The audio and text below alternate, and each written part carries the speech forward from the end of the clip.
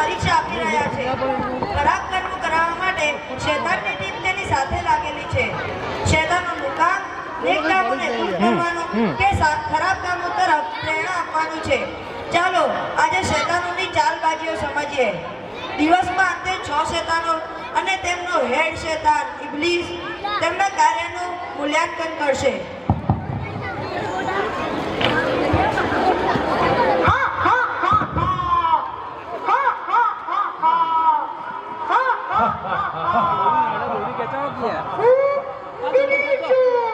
મારા શેતાન મિત્રો,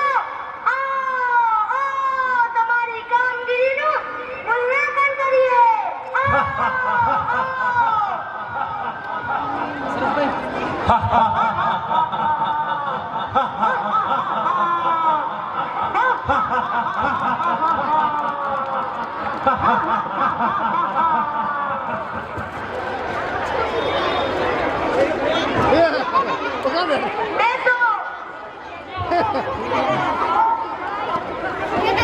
પસાડી શેતાન, ઊભા થાઓ અને તમારી કામગીરીની રજૂઆત કરો. હું પસાડી શેતાન છું. લોકોમાં પસાર ફેલાવું છું.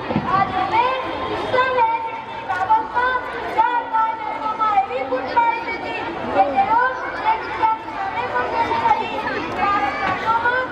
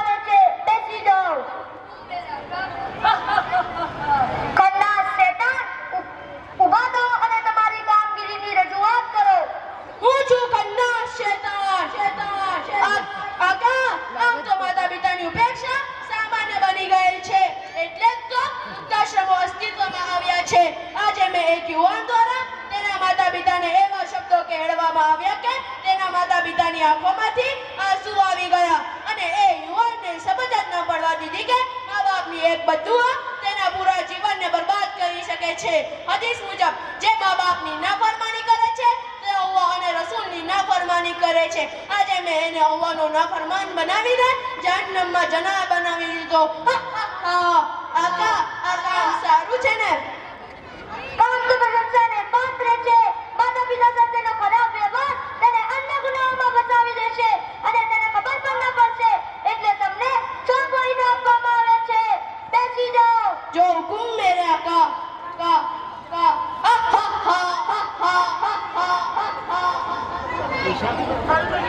બદમાશ શેતાન, ઊભા થાઓ અને તમારી કામગીરીની રજૂઆત કરો. કાકા, આમ તો આપને મારા કામો સામાન્ય જ લાગશે, પરંતુ તેની દૂરોગામી અસરો ઘણી બધી છે. મેં 5 મિત્રોને બિનજરૂરી ગપસપમાં મશગુલ કરી દીધા, ત્યાં સુધી કે તેઓને જમાતની નમાઝ કે હલાલ રોજી માટે પણ પ્રયત્ન કરવાનું ભાન ન રહ્યું. હદીસમાં આવી પ્રવૃત્તિને લાયણી કહેવામાં આવે છે, જે આજકાલ સામાન્ય બની ગઈ છે.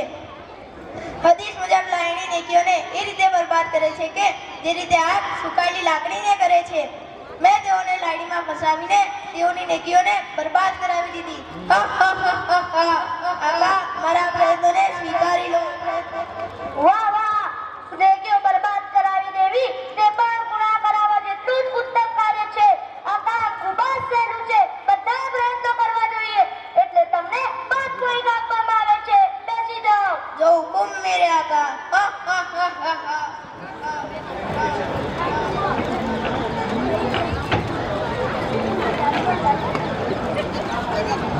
નિયત કરીએ કે આવી શૈતાની હરકતોથી બચીએ અને ગુનાહોને ગુનાહ સમજી ત્યજી દેવા પ્રયત્ન કરીએ.